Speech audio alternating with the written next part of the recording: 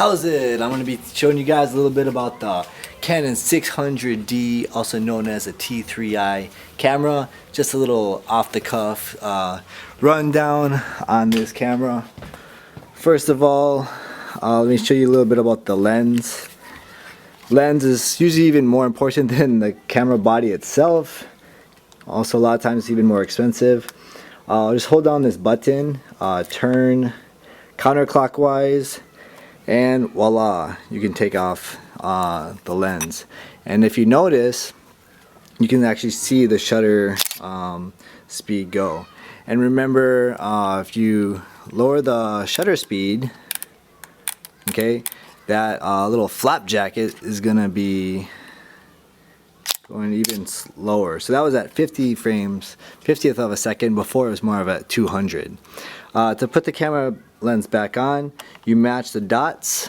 So here's the red dot and red dot. Okay, if there's a white dot and white dot. Turn it clockwise until you hear a snap and you're good to go. Of course, the battery mount is down here if you need to charge it. On the sides here is where you can plug in a mic right there if you don't want to use the built-in audio recorder, and also HDMI if you need to transfer your photos to your computer. And so here's the microphone of where it's recording. Right now I'm behind the camera speaking right into the mic, so we should be good. You have this little swivel here. You can take this out, turn it back, and be able to use it in different creative ways, but traditionally just like it snap behind it. Okay, first of all, of course, on the lens, before you get going, there's a manual focus and a focus, so you should always decide what you want on that. This is called the shoe, or right here is the shoe. You can put a flash, mount a flash on top of that. If you hit this button here, the flash comes up and you can take a picture with the flash. Let's go look a little bit how to change your settings on the camera. Now the settings on the camera, remember the most important parts is the aperture and the shutter speed and the ISO. So let's start with okay, if you hold on the Q button right here, you can actually move around and you can choose what to change. Okay, right here is the shutter speed. This is 0.5 of a second. You can use the scroll button right here to move up or down for shutter speed. So if you move it to the right, that's going to be a faster shutter speed, and back left is a slower shutter speed. You'll also notice there's this bar right here. This is your exposure line. Basically, the more you want to try to gauge this in the middle if you're just going for a standard photograph with normal exposure. So you hit the Q button and you can just scroll this to the right or left, or hit select. The select button is right there, and you can choose your aperture left or right. Okay, next is your ISO. Again, you can hit the Q button and then you can move over to the ISO, or you could just hit the ISO, hold down the ISO button here, and then you can move it around and change your ISO. It's usually best to leave it at 100 to get pure good photos. If you need a little bit more light, you can get away with 200, but of course always adjust your ISO according to the kind of photo that you're trying to get. If you don't want to see this display, you can click on the display button right here and it will turn it on and off. Also, by this viewfinder, you'll see this. Never touch that. That's basically the way the viewfinder, you look through the viewfinder, and you know, when you look through a viewfinder, it's not exactly like looking through the lens, you know. It's trying to just match it up, you know, mathematically or with physics, the angle. So if that angle ever gets off, you can correct it by changing the view. But if it gets changed off, you'll think it's in the center when you look at it, but when you take the picture, it'll be off center. At least the subject will be. So no touch. Also, if you push the AV button, it will go straight to your f-stop. Okay, I'm going to talk a little bit about white balance. It's the first up arrow. If you click on the up arrow, you'll see a white balance and some options. First of all is your auto, second is daylight, and so on. It's pretty self-explanatory in terms of what you would want to use for your white balance, but you want to make sure you have a appropriate white balance so that your photos don't turn out either too cool colors or too warm colors based on the kind of lighting that you have. Usually you want to change this depending if you're indoors using indoor lighting that gives off different tints or colors of light. If you really want to make sure it's the correct white balance, you can use a custom white balance. In this case I have Jamin playing soccer. We're just going to use one of his works that he made. I'm just going to take a simple photo of something white, and this is very white, so there we go. We got a white photo now. So now I'm going to go back to my menu, and I'm going to go to custom white balance, and I'm going to hit set. Just hit the middle set button and hit OK. So what that is it's saying, okay, this picture I cover is white. Let's say you take this photo inside like the gymnasium, where this actually would look a little bit yellow tint when you would view it. Well, it's going to say this yellow tinted white piece of paper, because of the light, is actually the white. So it's going to turn all those colors pure white. So it's a great way to make sure you have good white balance for photography or video.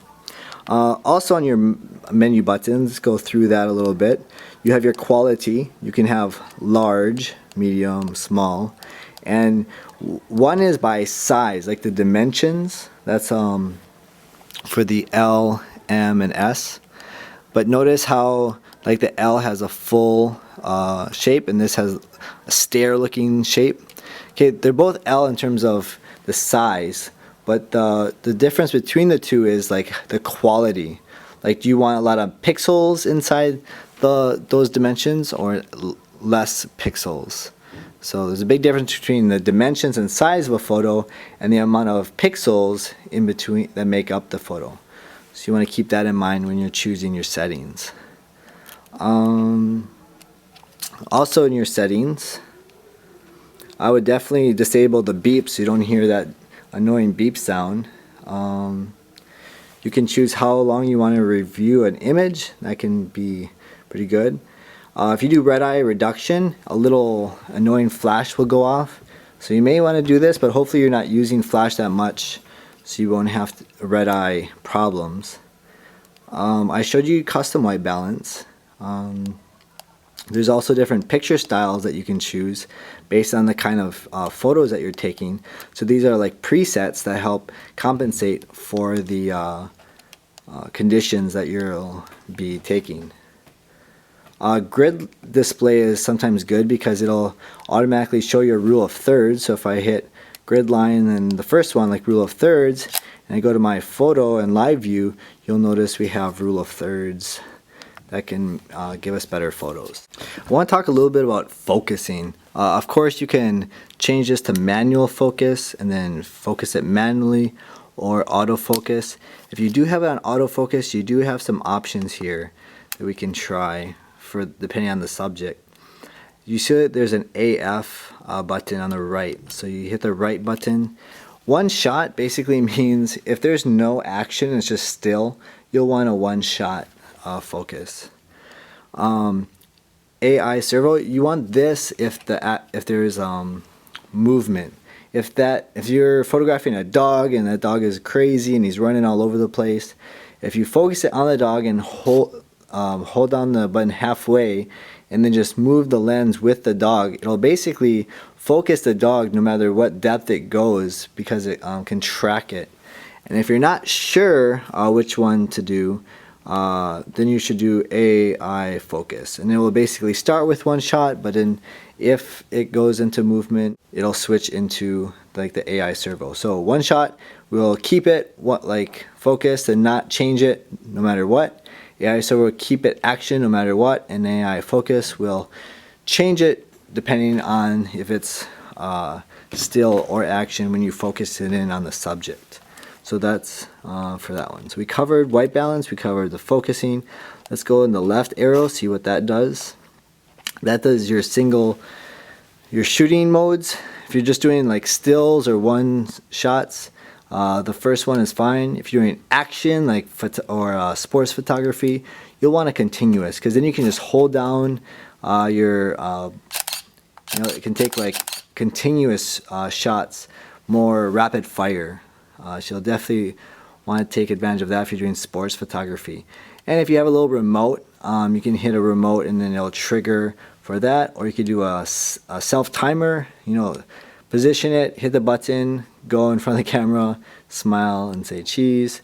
And then there's a continuous one where you can have more of a custom settings on what kind of self timer that you want to use. When you view your photos, you can hit the play button and then you can cycle through left and right. If you want to delete them, you can hit the trash button right there. You can also scroll through your photos using the when you hit the play button and you're scrolling through your photos. This is a picture of a little bug I found on my desk. He's alive, but if you can't see him very well and you want to zoom in, you can hit this little plus sign right there, and it basically you can zoom in on the photo to see how good it is. It's also good to do this if you're taking a picture of like a group and you need to see if their skin colors and tones are like clear and there's not too much ISO grain. That's a great way of zooming in and checking out how that works. Let's talk a little bit about your display screen that you see here. Again, if you hit the Q button, you can navigate around to see what different things are. This one right here is called your metering. You can hit that and basically spot metering. When you look into the viewfinder, you can see the one little dot in the middle. If your subject is more broad, like mountains and things, there's not really one focal point, then you'll want to change it. You hit the middle set button and you can change it and you can do more partial metering. If you're using a flash, like a slave flash on the side, you'll want to first make sure that this is up so it can trigger, and then you want to make sure that this button is set to built-in flash settings and configure that. And notice right now it's on, you'd want to put it on the easy wireless flash shooting. Let's look at the dial button here. First of all, we have manual. I do suggest that most times you shoot in manual so that you can adjust your aperture, ISO, and shutter speed. You do have AV, which is basically aperture priority. What aperture priority does, it's saying, okay, I want this aperture maybe of 2.8. Don't change the aperture, but you can change the ISO and you can change the shutter speed to the best, lighting situation. Just don't change that. And then you have the TV, which is the shutter speed, and it basically says, hey, make sure the shutter speed is this. You can change the aperture ISO, but don't change that. And it will only change the ISO if the ISO is on auto, so make sure that's the case. P is for program. It basically says, hey, use auto settings, but don't use a flash unless I tell you to use a flash. There's also like these mountain scenes and this lady, and I'm sure you can figure out what that means. Landscapes, portraits, the flowers for macro photos for taking close up. You have the runner guy for action photography. You have the for nighttime. So if you really want to be a good photographer though, you'll take photographs in manual. If you're totally not sure how to take good ones, try a photograph in the program, look at the settings that it took in that program, and then try to match it up with the manual, and then adjust those settings slightly so you can experiment. So there you go. There's the Canon 600D.